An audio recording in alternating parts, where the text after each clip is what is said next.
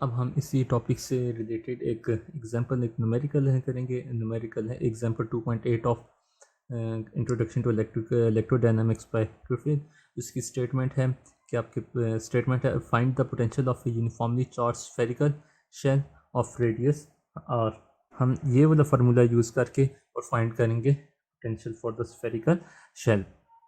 अब ये आपके पास एक स्फेरिकल शेल है, ये इसका सेंटर पॉइंट है। हमें पॉइंट पी, हम कहते हैं कि हमने इस पॉइंट पी के ऊपर पोटेंशियल फाइंड आउट करना है। तो हम ये करते हैं कि इस सेंटर से लेकर इस पी तक का जो फासला है उसको हम रिप्रेजेंट कर देते हैं जेड के साथ। ये जो डिस्टेंस है ये आपका इक्वल है जेड के। अब इस तरह के न्यूमेरिकल को सॉल्व करने का हमारा तरीका ये है कि आपके पास डी ऑफ ए है। डी ऑफ ए का मतलब है कि एक छोटा सा पैच है आपके पास सरफेस के ऊपर। तो हम कंसिडर करते हैं कि वो पैच आपका इस पोजीशन के ऊपर है। ये आपके पास डी ऑफ ए आ गया। अब ये क्योंकि सरफेस के ऊपर है तो इस डी ऑफ ए का फासला सेंटर से जो है वो आपके पास इक्वल होगा रेडियस के, डेट इज़ रेडियस आर। और इस जिस पॉइंट के ऊपर आपने पोटेंशियल फाइंड आउट करना है उसका और जो आपने पैच लिया है उसके दरमियान जो फासला होगा वो इक्वल होगा स्मॉल आर के। ये आपके पास स्मॉल आर के इक्वल होगा। अब ये याद, और इन दोनों की ये आपके पास एंगल बन जाएगा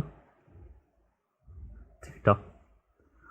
अब ये याद रखें कि ये जो आपके पास ट्रायंगल बन गई, इसको अगर मैं ओ कहता हूँ, ये डी ऑफ ए है। ये जो आपके पास एक किस्म की एंगल बन रही है ओ डी ऑफ ए और पी के दरमियान, ये राइट एंगल ट्रायंगल नहीं है। जब आपके पास ट्रायंगल राइट एंगल नहीं होती तो आप उसके ऊपर लॉ ऑफ कोसाइंस अप्लाई करते हो। अब आर की वैल्यू के लिए हम लॉ ऑफ कोसाइन अप्लाई करेंगे। अप्लाइंग लॉ ऑफ कोसाइंस, जो आपके पास आता है कि R square small R square, ये वाला जो फासला आर स्क्वायर है, is equal to R square plus Z square minus 2rz cos theta. और स्फेरिकल केस, फॉर स्फेरिकल आपके पास जो एरिया होता है वो इक्वल होता है D of A is equal to R square radius of the sphere sine theta D theta and D of phi.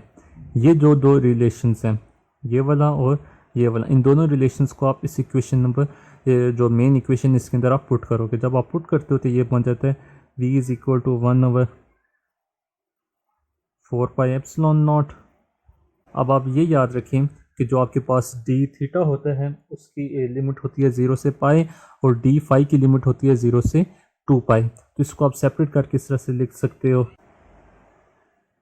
Divided by under root वाली टर्म एज इट इज लिख दोगे। डी थीटा क्योंकि मैंने लिख दी है, D theta की जो limit होती है 0 से पाई होती है। डी फाई की यहाँ पे कोई टर्म नहीं है तो डी फाई वाला इंटीग्रल मैं सेपरेट कर लूँगा, उसकी लिमिट होगी 0 से 2 pi and this will be d of phi. ये वाला जो इंटीग्रल है ये आपके पास इक्वल आ जाएगा 2 पाई के।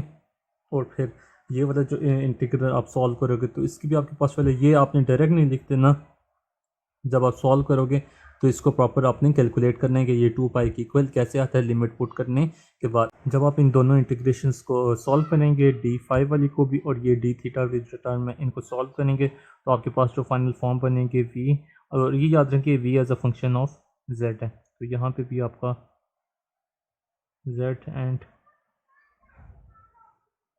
जेड आ जाएगा।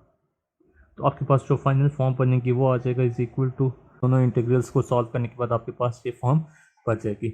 अब यहाँ पे हमने थोड़ी सी एहतियात करनी है, वो क्या है कि क्योंकि जो स्फेरिकल शेल है उसके दो पोर्शन, एक आउटसाइड द स्फेरिकल शेल है और दूसरा इनसाइड द स्फेरिकल शेल, आपने पोटेंशियल को देखना है। तो फर्स्ट वाली जो टर्म है ये तो हमें कोई प्रॉब्लम क्रिएट नहीं करेगी, स्क्वायर को अंडर रूट के साथ कैंसिल हो जाएगा तो सिंपल आर प्लस जेड आपके पास आ जाएगा। लेकिन ये वाली आर माइनस जेड वाला जो केस है, यहाँ पे आपने ध्यान रखना है वो क्या है कि जब आपका आउटसाइड का केस होता है, जब केस होगा आउटसाइड का जब केस होता है तो वहाँ पे क्या होता है कि z is greater than r, इसलिए ये वाली जो टर्म है ये इक्वल हो जाएगी आपके पास, इसको आप लिखोगे z माइनस r। और जब इनसाइड का केस होगा, इनसाइड के केस में जब आपके पास इनसाइड का केस होता है, इनसाइड के केस में होता है कि z is less than r, तो आप इस फॉर्म को लिखोगे is equal to r minus z। ये सिर्फ इसलिए ताकि इसके जो आपके पास रूट्स हैं, जो आपके पास स्क्वायर रूट के बाहर रहता है वो पॉजिटिव रहना चाहिए। आउटसाइड का फिर आप पोटेंशियल लिख सकते हो, फॉर आउटसाइड पोटेंशियल इक्वल हो जाएगा v of z is equal to r square, यहाँ पे ये r स्क्वायर रहता है, r स्क्वायर